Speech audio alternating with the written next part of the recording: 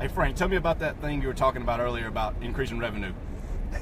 I will, but it just dawned on me, dude, that we've gone through all this trouble to like set up the wireless mic and everything, and I try to make it look like, hey, this is just unplanned. We just happened to be driving around and decided to do a Facebook Live, but I've got this lapel mic hanging off of my shirt right now, so it totally gives away that there's nothing spontaneous about this at all. We've busted ourselves, Brad Bearden, is what we've done.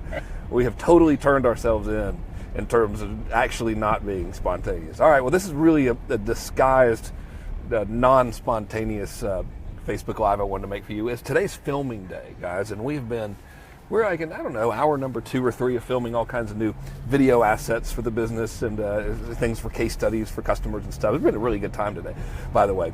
But Brad and I were talking, and when we deal with clients in the Kern Inner Circle business, obviously everyone joins our membership and buys stuff from me because they want to increase their business and they want to increase revenues, and there's a lot of ways we could do it. You know, obviously we could be better at marketing, we could be better at writing copy, which is really hard to do. You know, we could get more traffic, we could add more products and everything, and that's all well and good. But there is one really critical thing that we could do that doesn't actually involve any of that, and I'll tell you a story real quick. So yesterday was my wife's birthday, and I bought her, they say it was 1,010 Eden roses. I don't know if it was 1,010 roses. It was a lot of freaking roses, but you would think it would be bigger. But anyway, it's this bouquet that's like the size of a giant beach ball. I mean, it's huge, you know. And it got me thinking about forests, and for whatever weird reason, a couple years ago, I was researching the floral industry, and they have like their own association, and they published this study, and the study showed that during Valentine's Day, that holiday season for Valentine's Day, that men over, I think it was over 38 years old, spend 300% more on flowers than men that are younger. 300% more. So it got me to thinking, I was like, man, if I was in the flower business, I would just target men over whatever it is, 38 years old. You know, like that would be, everything would be for those dudes because they spend 300% more. And there's no need to change your marketing significantly. You're not changing, flowers are flowers, you know, but I would have a 300% increase in revenue just from that one little shift in targeting. And in thinking about that, it brought back to mind like this huge problem that people have, especially consultants and coaches and really anyone that sells anything basically, and that is getting people who can afford your stuff, right? So like a huge gripe, and it's an understandable gripe, is, man, you know, especially for coaches and consultants, which is the bulk of the people I work with. It's like, man, you know, I keep getting these leads or whatever, and I'll talk to people and they'll say, man, this sounds great, I want to do it, but I just can't afford it. So let's talk about how to really change that. So number one is you can really just shift the targeting, right? So that is a very, very easy cure. But when you do shift the targeting, you can take it, make sure we don't wreck here, you can take it up a notch by now you start make very subtle shifts in your marketing. So if we look at the client acquisition process, right, really for just about any business, but especially for coaching and consulting, you got basically 3 steps, right? You have generate leads, and we usually generate leads by offering like free information, like a bribe or something, a lead magnet, as we like to say in the marketing world.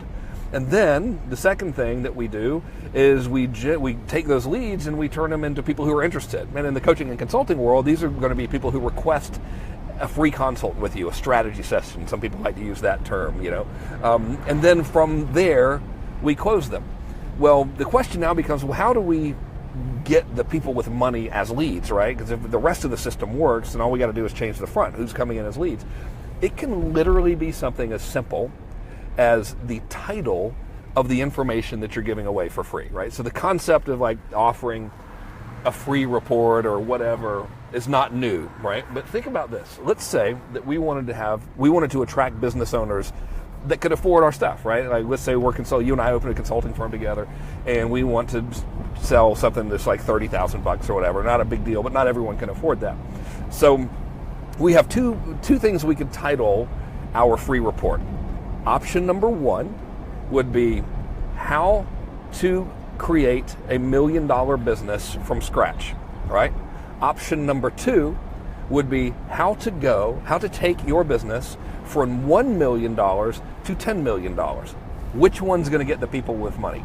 Obviously, it's the second one, right? Now the report's pretty much going to teach the same things. It's going to be better marketing, better systems, better processes, etc., right? So we're really not going to have to change the content of the report significantly, but the mere title of it is going to be magnetic to people who are already doing business and therefore could afford our exorbitant fees, right? Which is really, really good. I mean, think about it. Someone who does not have a business and who is starting a business is very unlikely to take interest in a report or a book or whatever talking about how to take your business from $1 million to $10 million a year. It's not a message to market match. So a lot of times we as marketers look for like this huge thing that we can do, right? To change everything, like, oh man, things aren't working in business the way I want them to. Let me totally reconfigure my entire business, change the model and all that stuff. A lot of times, man, you just gotta change one thing. And many, many times that one thing is the target. And then if you know the right target, you can start acquiring leads from that right target market with something as simple as changing the title of what it is you're using as your lead magnet. And that is the one big thing. One big thing for the day.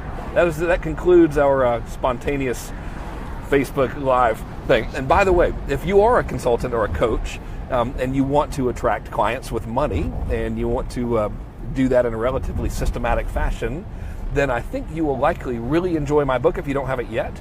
It's called How to Get Clients Fast Even If No One's Ever Heard of You. And because obviously we're doing this on Facebook Live in a car, I can't type the URL into Facebook right now, so we'll put it in the comments for you, so for you to find. And I think you'll really enjoy that book. It's pretty cheap, so not a significant investment. So I hope you watched this. I hope it benefited you, and I look forward to seeing you soon.